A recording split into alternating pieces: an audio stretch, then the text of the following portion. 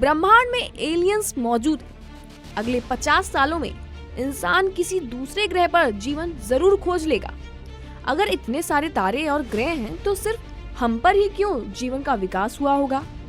साल 2025 के दौरान एक नई बहस ने अंतरिक्ष और एलियंस के अस्तित्व को लेकर पूरी दुनिया में तहलका मचा दिया है। सवाल कई हैं कि एलियंस हमारे पास आ रहे हैं क्या?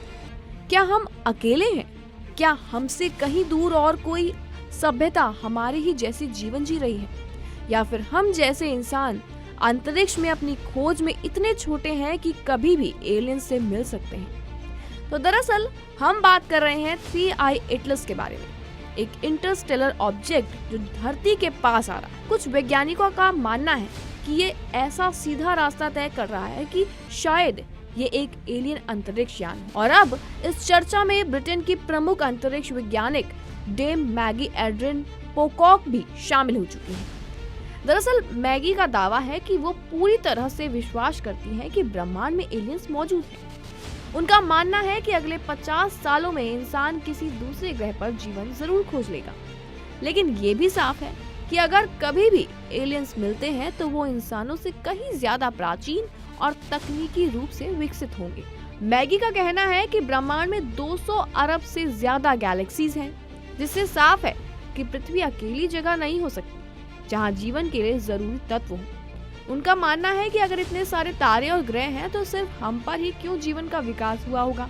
वैज्ञानिकों ने इसके लिए ड्रेक इक्वेशन भी प्रस्तुत किया है, जिसमें बताया गया है कि इतनी सारी गैलेक्सीज होते हुए हम अकेले नहीं हो सकते। मिल्की वे गैलेक्सी में 300 अरब तारे हैं और उन तारों के चारों ओर घूमते हजारों ग्रह हो सकते हैं जिनमें जीवन होने की संभावना है। अब बात करते हैं उस ग्रह की, K2-18b, जो पृथ्वी से 124 प्रकाश वर्ष दूर है। यह ग्रह अपने रहने लायक क्षेत्र में एक लाल बौने तारे की परिक्रमा करता है और वैज्ञानिकों ने इसके वायुमंडल में ऐसे अणु पाए हैं जो सिर्फ तब संभव होते हैं जब वहाँ जीवन हो।